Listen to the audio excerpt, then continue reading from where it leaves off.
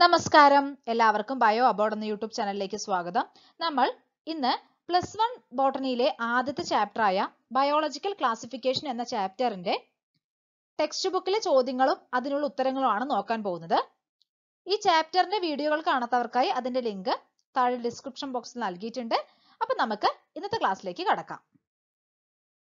ആദ്യത്തെ ചോദ്യം നോക്കൂ. എന്താണ്?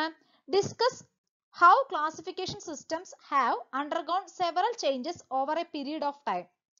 അപ്പോൾ സമയം മാറുന്നതിനനുസരിച്ച് ഈ ക്ലാസിഫിക്കേഷൻ സിസ്റ്റത്തിൽ മാറ്റങ്ങൾ സംഭവിച്ചിട്ടുണ്ട് അല്ലേ? പണ്ട് കാലം മുതൽ തന്നെ നമ്മൾ ഓർഗാനിസങ്ങളെ ക്ലാസിഫൈ ചെയ്യുന്നുണ്ട്. പക്ഷെ സയന്റിഫിക് ആയ രീതിയിൽ ആദ്യമായി ജീവികളെ ക്ലാസിഫൈ ചെയ്തത് ആരാണ്? അരിസ്റ്റോട്ടിൽ ആണ് അല്ലെ? അദ്ദേഹം മോർഫോളജിക്കൽ ക്യാരക്ടേഴ്സിന്റെ ഒക്കെ ബേസിസിൽ സിമ്പിൾ ആയിട്ടുള്ള ക്യാരക്ടേഴ്സിനെ ഒക്കെ എടുത്ത് ജീവികളെ ആദ്യമായിട്ട് ശാസ്ത്രീയമായ രീതിയിൽ തരംതിരിച്ചു. അദ്ദേഹം പ്ലാന്റ്സിനെ ട്രീസ്, ഷ്രബ്സ്, അതുപോലെ തന്നെ ഹെർബ്സ് ഇങ്ങനെ 3 ഗ്രൂപ്പുകളാക്കി തിരിച്ചു. അതുപോലെ തന്നെ അനിമൽസിനെ റെഡ് ബ്ലഡ് ഉള്ളവ എന്നും റെഡ് ബ്ലഡ് ഇല്ലാത്തവ എന്നും തരംതിരിച്ചു. അതിനുശേഷം call Linnaeus 2 kingdom classification propose ചെയ്തു. കിങ്ഡം പ്ലാന്റേയും കിങ്ഡം അനിമേലിയുമാണ് അവിടെ വരുന്നത്. ഇതിൽ കിങ്ഡം പ്ലാന്റേയില് എല്ലാ പ്ലാന്റ്സും ഉൾപ്പെടുന്നു. കിങ്ഡം അനിമേലിയയിലോ എല്ലാ ആനിമൽസും ഉൾപ്പെടുന്നു അല്ലെ? പക്ഷേ ഇവിടെ ഒരുപാട് ഓർഗാനിസങ്ങളെ ഈ ക്ലാസിഫിക്കേഷൻ സിസ്റ്റത്തിൽ ഉൾപ്പെടുത്തിയില്ല. അത് മാത്രമല്ല പ്രോകാരിയോട്ടുകളും യൂകാരിയോട്ടുകളും തമ്മിലുള്ള വ്യത്യാസങ്ങളോ യൂണിസെല്ലുലാർ ഓർഗാനിസംസും മൾട്ടി സെല്ലുലാർ ഓർഗാനിസംസ് തമ്മിലുള്ള വ്യത്യാസം അതൊന്നും അവിടെ പറഞ്ഞില്ല. അതുപോലെ തന്നെ ഫോട്ടോസിന്തറ്റിക് ഓർഗാനിസംസും നോൺ ഫോട്ടോസിന്തറ്റിക് ഓർഗാനിസങ്ങളും തമ്മിലുള്ള വ്യത്യാസങ്ങൾ, അങ്ങനെ പല കാര്യങ്ങളും അവിടെ ഉൾപ്പെടുത്തിയില്ല. അതുപോലെ തന്നെ ഒരുപാട് ഓർഗാനിസങ്ങൾക്ക് ഈ ഒരു ക്ലാസിഫിക്കേഷനിൽ ഇടം ലഭിച്ചുമില്ല. അങ്ങനെ ആയപ്പോൾ ഈ ക്ലാസിഫിക്കേഷൻ സിസ്റ്റം അത്രത്തോളം അക്സെപ്റ്റഡ് ആയില്ല അല്ലെ? അതുകൊണ്ട് തന്നെ നമുക്കിത് വൈഡ്ലി അക്സെപ്റ്റഡ് ആയിട്ടുള്ള ഒരു ക്ലാസിഫിക്കേഷൻ സിസ്റ്റം ആണെന്ന് പറയാൻ സാധിക്കുകയില്ല. പിന്നെ അതിനുശേഷം RH Whittaker 5 kingdom classification propose ചെയ്തു അല്ലെ? ഈ 5 കിങ്ഡം ക്ലാസിഫിക്കേഷനെ കുറിച്ചാണ് നമ്മൾ ഈ ചാപ്റ്ററിൽ പഠിച്ചത്. അത് വൈഡ്ലി അക്സെപ്റ്റഡ് ആയിട്ടുള്ള ഒരു സിസ്റ്റം ഓഫ് ക്ലാസിഫിക്കേഷൻ ആയിരുന്നു. അവിടെ ഒരുപാട് ക്യാരക്ടേഴ്സ് ഒക്കെ നോക്കിയാണ് അദ്ദേഹം ക്ലാസിഫൈ ചെയ്തത്. Then 3 domain system of classification വന്നു. അവിടെ കിങ്ഡം മൊനീറയെ 2 ഡൊമൈനുകളാക്കി തിരിച്ചു. ബാക്കി വരുന്ന എല്ലാ കിങ്ഡങ്ങളെയും മറ്റൊരു ഡൊമൈനിലാക്കി. അങ്ങനെ 3 കിങ്ഡം ഉള്ള ഒരു ക്ലാസിഫിക്കേഷൻ കൂടി ദെൻ പ്രപ്പോസ് ചെയ്തിട്ടുണ്ട്. അതും അക്സെപ്റ്റഡ് ആയിട്ടുള്ള ഒരു ക്ലാസിഫിക്കേഷൻ സിസ്റ്റം തന്നെയാണ്. നമ്മൾ ഈ ചാപ്റ്ററിൽ പഠിച്ചത് RH വിറ്റേക്കറിന്റെ 5 കിങ്ഡം ക്ലാസിഫിക്കേഷൻ ആണ് അല്ലെ? ഇനി നമുക്ക് രണ്ടാമത്തെ ചോദ്യം നോക്കാം. State 2 economically important use of heterotrophic bacteria, archaebacteria. Archi ബാക്ടീരിയയുടെയും ഹെറ്ററോട്രോപിക് ബാക്ടീരിയയുടെയും 2 എക്കണോമിക്കലി ഇമ്പോർട്ടന്റ് യൂസുകൾ പറയാനാണ് പറയുന്നത്. ഹെറ്ററോട്രോപിക് ബാക്ടീരിയ ആണ് പാലിൽ നിന്ന് തൈരുണ്ടാവാനും അതുപോലെ തന്നെ ആന്റിബയോട്ടിക്സിനെ പ്രൊഡ്യൂസ് ചെയ്യാനും ഒക്കെ സഹായിക്കുന്നത്. അപ്പോൾ ഒന്ന് നമുക്ക് എന്ത് എഴുതാം? കേർഡ് ഉണ്ടാക്കുന്നു അല്ലെ? മിൽക്കിൽ നിന്ന് കേർഡ് ഉണ്ടാവാൻ സഹായിക്കുന്നു. അതുപോലെ തന്നെ ആന്റിബയോട്ടിക്സിന്റെ പ്രൊഡക്ഷൻ സഹായിക്കുന്നുണ്ട്. ദെൻ ഈ റൂട്ട്സിലൊക്കെ ലെഗ്യൂം പ്ലാന്റ്സിന്റെ റൂട്ട്സിലൊക്കെ കാണപ്പെടുന്നുണ്ട്. എന്തിനു സഹായിക്കുന്നുണ്ട്? അവിടെ നൈട്രജൻ ഫിക്സേഷൻ സഹായിക്കുന്നുണ്ട് അല്ലെ? അപ്പോൾ ഇത്രയൊക്കെയാണ് ഈ ഹെറ്ററോട്രോപിക് ബാക്ടീരിയയുടെ എക്കണോമിക്കൽ ഇമ്പോർട്ടൻസ്. ദെൻ ആർക്കി ബാക്ടീരിയ എടുത്തു നോക്കുകയാണെങ്കിൽ ബയോഗ്യാസ് പ്രൊഡക്ഷന് കാരണമായിട്ടുള്ള ബാക്ടീരിയകളാണ് ആർക്കി ബാക്ടീരിയാസ്. ഇവ എക്സ്ട്രീം ആയിട്ടുള്ള കണ്ടീഷൻസിലൊക്കെ കാണപ്പെടുന്നുണ്ട് എന്ന് നമ്മൾ പറഞ്ഞിരുന്നു. അതുകൊണ്ട് തന്നെ ഇവരുടെ എൻസൈംസ് ഒരുപാട് ഇൻഡസ്ട്രികളിലൊക്കെ ഉപയോഗിക്കുന്നുണ്ട്. അപ്പോൾ തെർമോസ്റ്റേബിൾ എൻസൈംസിനെ പ്രൊഡ്യൂസ് ചെയ്യാൻ ഉപയോഗിക്കുന്നു. ദെൻ അതുപോലെ തന്നെ സീവേജ് ട്രീറ്റ്മെന്റിനും ഇത് ഈ ബാക്ടീരിയാസ് ഉപയോഗിക്കുന്നുണ്ട്. അടുത്തത് നോക്കൂ. ഡയറ്റംസിന്റെ സെൽ വോളിന്റെ പ്രത്യേകതയാണ് ചോദിക്കുന്നത്. What is the nature of cell walls in diatoms? അപ്പോൾ ഡയറ്റംസ് എടുത്ത് നോക്കുകയാണെങ്കിൽ അവിടെ സെൽ വോളിൽ നമുക്ക് 2 തിൻ ഓവർലാപ്പിംഗ് ഷെൽസ് കാണാൻ സാധിക്കും. ഇപ്പൊ സോപ്പ് ബോക്സിലൊക്കെ ആ 2 ഇതും പരസ്പരം ഓവർലാപ്പ് ചെയ്തിരിക്കുന്നത് പോലെ തന്നെ ഓവർലാപ്പ് ചെയ്യുന്ന 2 ഷെൽസ്, തിൻ ഷെൽസ് അവിടെ കാണുന്നുണ്ട്. ഈ സെൽ വോളില് സിലിക്ക കാണപ്പെടുന്നുണ്ട്. അതുകൊണ്ട് തന്നെ അവരുടെ സെൽ വോൾ നല്ല കട്ടിയായിരിക്കും. അതിനെ പെട്ടെന്നൊന്നും നമുക്ക് നശിപ്പിക്കാൻ കഴിയുന്നില്ല. ഈ ഡയറ്റംസ് ഉള്ള ഭാഗത്തൊക്കെ ഒരുപാട് സെൽ വോൾ ഡെപ്പോസിറ്റുകൾ കാണാൻ സാധിക്കുന്നുണ്ട്. അതിങ്ങനെ ഒരുപാട് വർഷങ്ങൾ കഴിയുമ്പോഴത്തേക്കും ഇങ്ങനെ അക്യുമുലേറ്റ് ചെയ്ത് ആ ഒരു ഭാഗത്തെ നമ്മൾ എന്ത് വിളിക്കുന്നു? ഡയാറ്റോമേഷ്യസ് എർത്ത് എന്നാണ് വിളിക്കുന്നത്. ഈ ഡയാറ്റോമേഷ്യസ് എർത്തിന്റെ പ്രത്യേകത എന്താ വെച്ചാൽ അവിടെ ഗ്രിറ്റി സോയിൽ ആയിരിക്കും. ആ ഗ്രിറ്റി ആയിട്ടുള്ളത് കൊണ്ട് തന്നെ അവിടെയുള്ള ആ സോയിലിനെ നമ്മൾ പോളിഷിംഗ് പർപ്പസിനും ഫിൽട്രേഷനും ഒക്കെ വേണ്ടി ഉപയോഗിക്കുന്നുണ്ട്. അപ്പോൾ ഇവയുടെ സെൽ വാളിന്റെ പ്രത്യേകത എന്താണ്? Their cell walls are embedded with silica, അല്ലേ? നാലാമത്തെ ചോദ്യം, find out what do the terms algal bloom and red tides signify?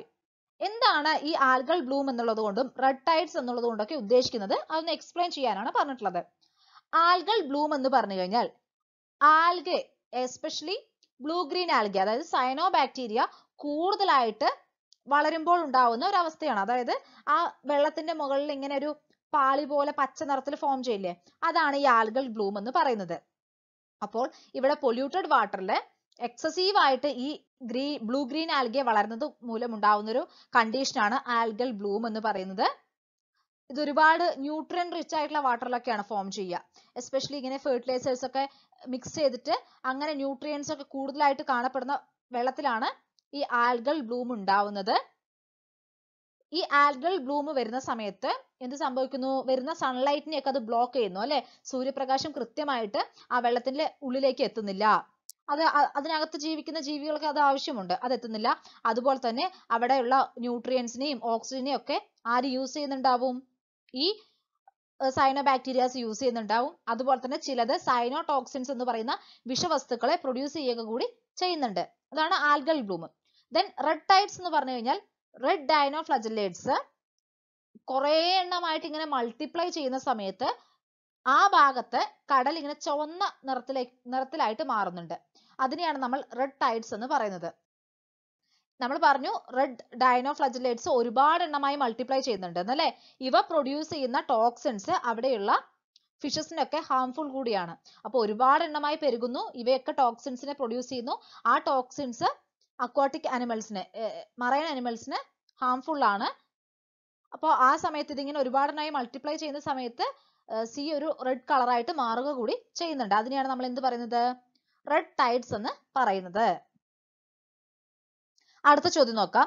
How are viroids different from viruses? Viroids എന്ന് പറയുന്നത് വൈറസുകളെക്കാൾ ചെറുതാണ്, അല്ലെ? അതുപോലെ തന്നെ അവിടെ ഒരു ഫ്രീ RNA മാത്രമേ കാണുന്നുള്ളൂ. അതിന് ചുറ്റുമുള്ള പ്രോട്ടീൻ കോട്ട് കാണപ്പെടുന്നില്ല, അല്ലെ? വൈറസുകളിൽ കാണുന്നത് പോലെയുള്ള പ്രോട്ടീൻ കോട്ട് ഇവിടെ കാണപ്പെടുന്നില്ല. ജസ്റ്റ് ഒരു ഫ്രീ RNA മാത്രമാണ് ഈ വൈറോയിഡ്സ് എന്ന് പറയുന്നത്.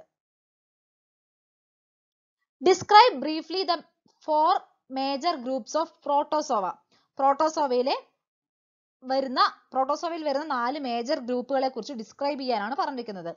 ഏതൊക്കെയാണ്? First one is the amoeboid protozoans, അല്ലെ? അമീബോയിഡ് പ്രോട്ടോസോവൻസ് എന്ത് ചെയ്യുന്നുണ്ട്? അവരുടെ സ്യൂഡോപോഡിയ ഇങ്ങനെ പുറത്തേക്ക് എടുത്ത് പ്രേനെ ക്യാപ്ചർ ചെയ്യുന്നുണ്ട്, അല്ലെ? അതുപോലെ തന്നെ ഇവിടെ മറൈൻ ഫോംസിൽ സിലിക്ക ഷെൽസ് കാണുന്നുണ്ട്. ദെൻ എൻഡമീബ പോലെയുള്ള അമീബോയിഡ് പ്രോട്ടോസോവൻസ് എന്താണ്? പാരസൈറ്റുകളായിട്ട് ആക്ട് ചെയ്യുന്നുണ്ട്. അടുത്തത് നോക്കൂ, ഫ്ലജല്ലേറ്റഡ് പ്രോട്ടോസോവൻസ്. ആ പേരിൽ തന്നെ ഉണ്ട്, അവയ്ക്ക് ഫ്ലജല്ല ഉണ്ട്, അല്ലെ? ഇത് ഒന്നില്ലെങ്കിൽ ഫ്രീ ലീവിംഗ് ആവാം, അല്ലെങ്കിൽ പാരസൈറ്റിക് ആവാം. സ്ലീപ്പിംഗ് സിക്നസ് പോലെയുള്ള രോഗങ്ങൾ ഉണ്ടാക്കുന്ന ട്രൈപ്പനോസോമ എന്ന് പറയുന്നത് ഫ്ലജലേറ്റഡ് പ്രോട്ടോസോവയ്ക്ക് എക്സാമ്പിൾ ആണ്. ദെൻ അടുത്തതാണ് സീലിയേറ്റഡ് പ്രോട്ടോസോവ. സീലിയേറ്റഡ് പ്രോട്ടോസോവൻസ് എന്ന് പറയുമ്പോൾ അവിടെ എന്താണ്? സീലിയ കാണുന്നുണ്ടാവും, അല്ലെ? എക്സാമ്പിൾ പാരമീസിയോ ആണ്. ഒരുപാട് സീലിയ അവിടെ കാണുന്നുണ്ട്. They are actively moving organisms ആണ്. ദെൻ ഇവിടെ അവരുടെ ബോഡിക്കകത്ത് ഒരു ക്യാവിറ്റി കാണുന്നുണ്ട്. അതിനെയാണ് നമ്മൾ ഗള്ളറ്റ് എന്ന് പറയുന്നത്. ഈ സീലിയ ഇങ്ങനെ മൂവ് ചെയ്യുന്നതിനനുസരിച്ച് ഈ ഗള്ളറ്റിലൂടെ വെള്ളം ഉള്ളിലേക്ക് വരുന്നുണ്ട്. ആ വെള്ളത്തിലാണ് ഇതിന് വേണ്ട ഫുഡൊക്കെ ഉണ്ടാവുക. അതാണ് സീലിയേറ്റഡ് പ്രോട്ടോസോവിന്റെ പ്രത്യേകത. ഒരുപാട് സീലിയ കാണുന്നുണ്ട്. പാരമീസിയം ആണ് അതിന് എക്സാമ്പിൾ. Then sporozoans. സ്പോറോസോവൻസ് എന്ന് പറയുമ്പോൾ അവരുടെ ലൈഫ് സൈക്കിളിൽ ഒരു സ്പോർ ലൈക്ക് ഇൻഫെക്ഷ്യസ് സ്റ്റേജ് കാണുന്നുണ്ട്. അതുകൊണ്ടാണ് സ്പോറോസോവൻസ് എന്ന് പേര് വന്നത്. പ്ലാസ്മോഡിയം ഇല്ലേ, മലേറിയ എന്ന രോഗം ഉണ്ടാക്കുന്ന പ്ലാസ്മോഡിയം ഈ സ്പോറോസോവന് എക്സാമ്പിൾ ആണ്. Then plants are autotrophic. Can you think of some plants that are partially heterotrophic? നമുക്കറിയാം plants എന്ന് പറയുന്നത് autotrophic ആണ് അല്ലെ, പിന്നെ പ്ലാന്റയുടെ ഒരു പ്രത്യേകതയാണത്. പക്ഷെ ചിലത് എന്താണ്, partially heterotrophic ആണ്. അങ്ങനെയുള്ള കുറച്ചെണ്ണത്തിനെ കുറിച്ച് പറയാനാണ് പറയുന്നത്. ചിലത് heterotropics ആണ്.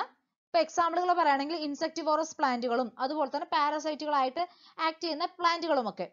എക്സാമ്പിള് വീനസ് ഫ്ലൈ, അതുപോലെ തന്നെ ബ്ലാഡർ വേർട്ട്, ഇതൊക്കെ ഇൻസെക്ടിവോറസ് പ്ലാന്റ്സിന് എക്സാമ്പിളുകളാണ്. ദെൻ കസ്ക്യൂട്ട, ലൊറാന്തസ് ഒക്കെ പാരസൈറ്റുകളാണ് അല്ലെ.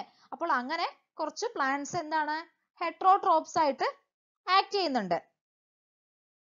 അടുത്ത ചോദ്യം നോക്കാം. What do the terms phycobiont and mycobiont signify? അപ്പോ ഫൈക്കോബയോണ്ട് എന്താണ്, മൈക്കോബയോണ്ട് എന്താണ് എന്നാണ് നമ്മൾ എക്സ്പ്ലെയിൻ ചെയ്യേണ്ടത് അല്ലെ. എന്താണ് ലൈക്കൺസ്, നമ്മൾ അത് ആദ്യം പറയണം. Lichens are the symbiotic association between algae and fungi. ഫംഗിക്കും ആൽഗയ്ക്കും ഇടയിലുള്ള സിംബയോട്ടിക് അസോസിയേഷൻ ആണ്. അതായത് രണ്ടിനും പരസ്പരം ഗുണമുള്ള ഒരു ബന്ധമാണ് ലൈക്കൺസ് എന്ന് പറയുന്നത്. ആ രണ്ടും കൂടി ചേർന്നിട്ടുള്ളതിനെയാണ് നമ്മൾ എന്ത് വിളിക്കുന്നത്, ലൈക്കൺസ് എന്ന് വിളിക്കുന്നത്. അവിടെ ആൽഗയും കാണുന്നുണ്ട്, ഫംഗിയും കാണുന്നുണ്ട് അല്ലെ. അതിൽ ആൽഗൽ കമ്പോണന്റിനെയാണ് നമ്മൾ ഫൈക്കോബയോണ്ട് എന്ന് വിളിക്കുന്നത്. ഫംഗൽ കമ്പോണന്റിനെയാണ് നമ്മൾ എന്ത് വിളിക്കുന്നത്, മൈക്കോബയോണ്ട് എന്ന് വിളിക്കുന്നത്. അപ്പോൾ ഫൈക്കോബയോണ്ട് എന്ന് പറഞ്ഞാൽ എന്താണ്, it is the algal component in lichen അല്ലെ. ദെൻ മൈക്കോബയോണ്ട് എന്ന് പറഞ്ഞു കഴിഞ്ഞാൽ it is the fungal component in lichen. Give a comparative account of the classes of kingdom fungi under the following: mode of nutrition, mode of reproduction. അപ്പോ ഫംഗിയില് വരുന്ന different ക്ലാസ്സുകളിൽ mode of ന്യൂട്രീഷനും mode of റീപ്രൊഡക്ഷനും എങ്ങനെയാണെന്നുള്ളതൊന്ന് compare ചെയ്ത് എഴുതാനാണ് പറയുന്നത്. അപ്പൊ നമുക്കൊരു ടേബിളിന്റെ ഫോമിൽ എഴുതാം അല്ലെ. ഫൈക്കോമൈസെറ്റ്സ്, അതിൽ മോഡ് ഓഫ് ന്യൂട്രീഷൻ എങ്ങനെയാണ്, സാപ്രോഫൈറ്റിക് ന്യൂട്രീഷനും കാണിക്കുന്നുണ്ട്, അതുപോലെ തന്നെ പാരസൈറ്റിക് ന്യൂട്രീഷനും കാണിക്കുന്നുണ്ട്. റീപ്രൊഡക്ഷൻ നോക്കൂ, asexual reproduction by zoospores and aplanospores. അപ്പോൾ ഒന്നില്ലെങ്കിൽ അസെക്ഷൽ റീപ്രൊഡക്ഷൻ സൂസ്പോർസ് വഴിയാവാം, അല്ലെങ്കിൽ അപ്ലാനോസ്പോർസ് വഴിയാവാം. Sexual reproduction is by zygospores. Then ascomycetes. Ascomycetes എന്ന് പറയുന്ന ക്ലാസ്സിൽ സാപ്രോഫൈറ്റ്സ് ഉണ്ട്, ഡീകമ്പോസേഴ്സ് ഉണ്ട്, പാരസൈറ്റ്സ് കാണുന്നുണ്ട്, ദെൻ കോപ്രോഫൈലസ് കാണുന്നുണ്ട്. ഈ കോപ്രോഫൈലസ് എന്ന് പറഞ്ഞു കഴിഞ്ഞാൽ ഡെങ്കിൽ ജീവിക്കുന്ന ഫംഗിയാണ്. അപ്പോൾ ഇവിടെ മോഡ് ഓഫ് റീപ്രൊഡക്ഷനില് അസെക്ഷൽ റീപ്രൊഡക്ഷൻ ബൈ കൊണീഡിയോഫോഴ്സ് ആണ്, sexual reproduction by ascospores, ascomycetes, ascospores. Then next basidiomycetes, saprophytes and parasites ആണ് അവിടെ കാണപ്പെടുന്നത്. ഇവിടെ അസെക്ഷൽ റീപ്രൊഡക്ഷൻ അല്ലെങ്കിൽ അസെക്ഷൽ സ്പോർസ് കാണപ്പെടുന്നില്ല. വെജിറ്റേറ്റീവ് റീപ്രൊഡക്ഷൻ നടക്കുന്നുണ്ട്, അത് ഫ്രാഗ്മെന്റേഷൻ വഴിയാണ്. ഫ്രാഗ്മെന്റേഷൻ വഴിയുള്ള വെജിറ്റേറ്റീവ് റീപ്രൊഡക്ഷൻ കോമൺ ആയിട്ട് കാണപ്പെടുന്നുണ്ട്, എന്നാൽ അസെക്ഷൽ സ്പോർസ് ജനറലി കാണപ്പെടുന്നില്ല.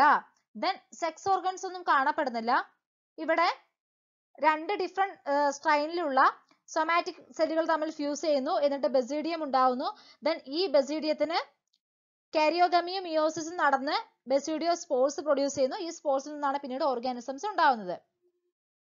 ദെൻ അടുത്തത് ഡ്യൂറ്ററോമൈസെറ്റ്സ്. ഡ്യൂറ്ററോമൈസെറ്റ്സ് സാപ്രോഫൈറ്റ്സ് ഉണ്ട്, പാരസൈറ്റ്സ് ഉണ്ട്, ഡീകമ്പോസേഴ്സ് ഉണ്ട്. ഇവിടെ അസെക്ഷൽ സ്പോർസ് ആയിട്ടുള്ള കൊണീഡിയ വഴിയാണ് റീപ്രൊഡക്ഷൻ നടക്കുന്നത്. ഇവിടെ സെക്ഷൽ റീപ്രൊഡക്ഷൻ കണ്ടുപിടിക്കപ്പെട്ടിട്ടില്ല ഇത്രയും കാലമായിട്ട്. അപ്പോൾ ഡ്യൂറ്ററോമൈസെറ്റ്സില് സെക്ഷൽ റീപ്രൊഡക്ഷൻ ഇല്ല അല്ലെ, അത് കണ്ടുപിടിക്കപ്പെട്ടിട്ടില്ല. Then next question, what are the characteristic features of euglenoids? Euglenoidsന്റെ characteristic features എന്തൊക്കെയാണ് എന്നാണ് ചോദ്യം. Majority of them are freshwater organisms found in stagnant water. കൂടുതലും കെട്ടിക്കിടക്കുന്ന ഫ്രഷ് വാട്ടറിലാണ് കാണപ്പെടുന്നത്. Then ഇവിടെ സെൽ വാളിന് പകരം ഒരു പ്രോട്ടീൻ റിച്ച് ലെയർ ആയിട്ടുള്ള പെല്ലിക്കിൾ ആണ് കാണപ്പെടുന്നത്. ആ പെല്ലിക്കിളുടെ പ്രസൻസ് അവരുടെ ബോഡിയെ മോർ ഫ്ലെക്സിബിൾ ആക്കി മാറ്റുന്നു. Then രണ്ട് ഫ്ലജല്ല കാണപ്പെടുന്നുണ്ട്, ഒരു ഷോർട്ട് ഫ്ലജല്ലയും ഒരു ലോങ് ഫ്ലജല്ലയും. പിന്നെ സൺലൈറ്റിന്റെ പ്രസൻസിൽ അവ ഫോട്ടോസിന്തറ്റിക് ആയിട്ട് ആക്ട് ചെയ്യുന്നു. ഇനി സൺലൈറ്റ് ഇല്ലെങ്കിലോ ഹെട്രോട്രോപ്സ് ആയിട്ട് ആക്ട് ചെയ്യുന്നുണ്ട്. ഇവിടെ കാണുന്ന പിഗ്മെന്റ്സ് ഹയർ പ്ലാന്റ്സിന്റേത് പോലെയുള്ള പിഗ്മെന്റ്സ് ആണ്. എക്സാമ്പിൾ യുഗ്ലീനയാണ്. ഞാനിത് ഒരുപാട് എക്സ്പ്ലെയിൻ ചെയ്യാത്തത് നമ്മൾ ഇതിന്റെ ക്ലാസ്സുകളൊക്കെ എടുത്തിട്ടുണ്ട്, അതുകൊണ്ടാണ്. അപ്പൊ നിങ്ങൾക്ക് ഡൗട്ട്സ് ഉണ്ടെങ്കിൽ ആ ക്ലാസ്സുകൾ പോയി നോക്കുക. Then അടുത്ത ചോദ്യം, give a brief account of viruses with respect to their structure and nature of genetic material, also name for common viral diseases. വൈറസിനെ കുറിച്ച് പറയാനാണ് പറയുന്നത് അല്ലെ. വൈറസ് എന്ന് പറഞ്ഞു കഴിഞ്ഞാൽ ഒരു നോൺ സെല്ലുലാർ ഓർഗാനിസം ആണ്. അവിടെ സെല്ല് കാണപ്പെടുന്നില്ല, അതുകൊണ്ട് തന്നെ നമുക്കത് ജീവനുള്ള വസ്തുവാണോ എന്ന് പറയാൻ സാധിക്കുന്നില്ല അല്ലെ. ദെൻ ഒരു ലീവിങ് സെല്ലിന് പുറത്താണെങ്കിൽ അതിനൊരു ഇനേർട്ട് ക്രിസ്റ്റലൈൻ സ്ട്രക്ചർ ആയിരിക്കും ഉണ്ടാവുക. അതൊരു ന്യൂക്ലിയോ പ്രോട്ടീൻ ആണ്. ഒരു ജനറ്റിക് മെറ്റീരിയലും കാണുന്നുണ്ട്, ഒരു പ്രോട്ടീൻ കോട്ടും കാണുന്നുണ്ട് അല്ലെ. ന്യൂക്ലിക് ആസിഡും പ്രോട്ടീൻ കോട്ടും മാത്രമാണ് കാണുന്നത്, അതുകൊണ്ടാണ് ന്യൂക്ലിയോ പ്രോട്ടീൻ എന്ന് പറഞ്ഞത്. ഈ ജനറ്റിക് മെറ്റീരിയൽ ഇൻഫെക്ഷ്യസ് ആണ്. ഈ ജനറ്റിക് മെറ്റീരിയലിനെ കവർ ചെയ്ത് സറൗണ്ട് ചെയ്ത് എന്ത് കാണുന്നുണ്ട്? ഒരു പ്രോട്ടീൻ കോട്ട് കാണുന്നുണ്ട്. അതിനെ നമ്മൾ കാപ്സിഡ് എന്നാണ് വിളിക്കുന്നത്. ഈ കാപ്സിഡ് ഉണ്ടാക്കിയിട്ടുള്ളത് ചെറിയ ചെറിയ സബ് യൂണിറ്റുകളായിട്ടുള്ള കാപ്സോമിയേഴ്സ് കൊണ്ടാണ്. അപ്പോൾ ഒരു ജനറ്റിക് മെറ്റീരിയൽ അതിനെ കവർ ചെയ്ത് ഒരു പ്രോട്ടീൻ കോട്ട്, ഇതാണ് ഒരു വൈറസിന്റെ സ്ട്രക്ചർ അല്ലെ. ആ ജനറ്റിക് മെറ്റീരിയൽ either DNA ആവാം അല്ലെങ്കിൽ RNA ആവാം, രണ്ടും കൂടി ഒരുമിച്ച് കാണില്ല, ഏതെങ്കിലും ഒന്നേ കാണുന്നുള്ളൂ. അതൊന്നില്ലെങ്കിൽ ഡബിൾ സ്റ്റാൻഡേർഡ് ആവാം അല്ലെങ്കിൽ സിംഗിൾ സ്റ്റാൻഡേർഡ് ആവാം. ഇനി കോമൺ ആയിട്ടുള്ള വൈറൽ ഡിസീസുകളെ കുറിച്ച് എഴുതാനാണ് പറയുന്നത്. കോമൺ കോൾഡ് ഒരു ബെസ്റ്റ് എക്സാമ്പിൾ ആണ്. ഇപ്പൊ നമ്മൾ എല്ലാവരും ഒരു വൈറൽ ഡിസീസിനെ കുറിച്ച് പറയാൻ പറഞ്ഞാൽ COVID-19 പറയും അല്ലെ. COVID-19 ഒരു വൈറൽ ഡിസീസ് ആണ്. എയ്ഡ്സ്, നിപ്പ, സ്മോൾ പോക്സ്, അങ്ങനെ ഒരുപാട് വൈറൽ ഡിസീസുകൾ ഉണ്ട്. നമുക്കിനി ലാസ്റ്റ് ചോദ്യം നോക്കാം. Organise a discussion in your class on the topic are viruses living or non living. വൈറസുകൾ ജീവനുള്ളതാണോ ജീവനില്ലാത്തതാണോ എന്ന ഒരു ടോപ്പിക്കിൽ ഡിസ്കഷൻ സംഘടിപ്പിക്കാനാണ് പറയുന്നത്. അപ്പോൾ എന്താണ് വൈറസ്? ലീവിംഗ് തിങ്സിന്റെയും നോൺ ലീവിംഗ് തിങ്സിന്റെയും ക്യാരക്ടറിസ്റ്റിക്സ് കാണിക്കുന്ന ഒരു വസ്തുവാണ് വൈറസ് അല്ലെ. അപ്പോൾ അതിന് രണ്ട് ക്യാരക്ടേഴ്സും കാണപ്പെടുന്നുണ്ട്. നമുക്ക് ആദ്യം നോൺ ലിവിംഗ് ക്യാരക്ടേഴ്സ് ഏതൊക്കെയാണെന്ന് നോക്കാം. നോൺ സെല്ലുലാർ ആണ്. It's A non cellular organism. നമ്മള് ജീവനുള്ള വസ്തുവിന്റെ അടിസ്ഥാന ഘടകം കോശമാണെന്നാണ് പഠിച്ചിരിക്കുന്നത് അല്ലെ. Cell is the basic unit of life എന്നുള്ളതാണ് ചെറുപ്പം മുതലേ പഠിക്കുന്നത്.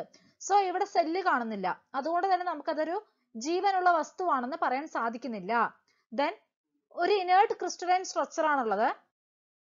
അതുപോലെ തന്നെ മെറ്റബോളിസങ്ങളൊന്നും നടക്കുന്നില്ല, അതിന്റെ ബോഡിക്കകത്ത് മെറ്റബോളിസം ഒന്നും നടക്കുന്നില്ല. പിന്നെ അതിന് സ്വന്തമായിട്ട് റെപ്ലിക്കേറ്റ് ചെയ്യാൻ പറ്റുന്നില്ല. അത് റെപ്ലിക്കേറ്റ് ചെയ്യുന്നുണ്ട്, പക്ഷെ എങ്ങനെയാണ്?